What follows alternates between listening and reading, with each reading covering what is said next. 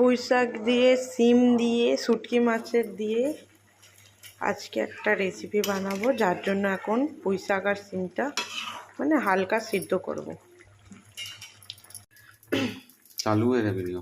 প্রথমে তেল দিয়ে তারপরে তেলটা একটু গরম হয়ে গেলে পরে এর মধ্যে পেঁয়াজ দিয়ে দেবো, আর সাথেই শুটকি মাছ রয়েছে, এটা শুটকি মাছগুলোও দিয়ে দেবো।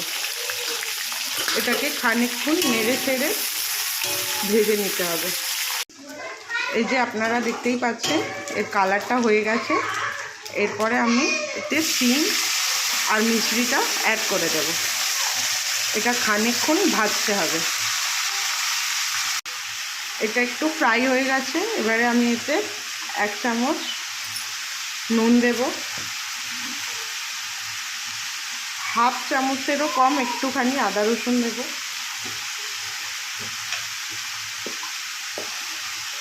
এবং 1/2 চামচ হলুদ গুঁড়ো দেব,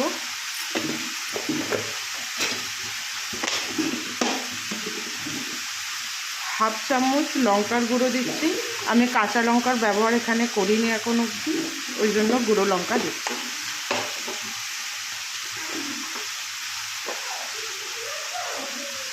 আর 1/2 চামচ ধনে মরিচ জিরে সব কিছুর গুঁড়ো একবারেই দিয়ে দিলাম।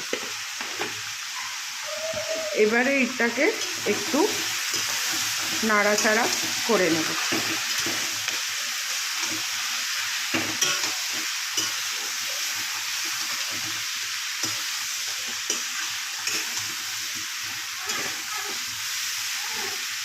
পাঁচ মিনিটের জন্য এবারে এটাকে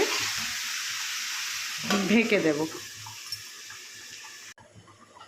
5 মিনিট হয়ে গেছে, আমরা এটা খুলে একটু দেখে নেব। দেখতেই পাচ্ছেন পুরো সবজিটা ভালো করে সফট হয়ে গেছে। আমরা এবারে এতে অল্প জল অ্যাড করে দেব। বেশি জল দেব না, কারণ আমাদের সবজিগুলো অলরেডি ভালোভাবে গলে গেছে। ঝোলটা শুকনো হওয়া অবধি এটাকে আবারও ঢাকা দিয়ে দেব। আমরা এবারে এই ঢাকনাটা খুলে একটু দেখি কেমন হচ্ছে। মোটামুটি ঝোলটা শুকিয়েই এসছে।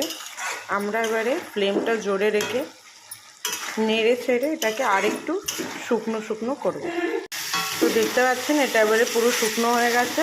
এবারে এটা আমার মা টেস্ট করবে। এবারে এটা আমার মা টেস্ট করবে।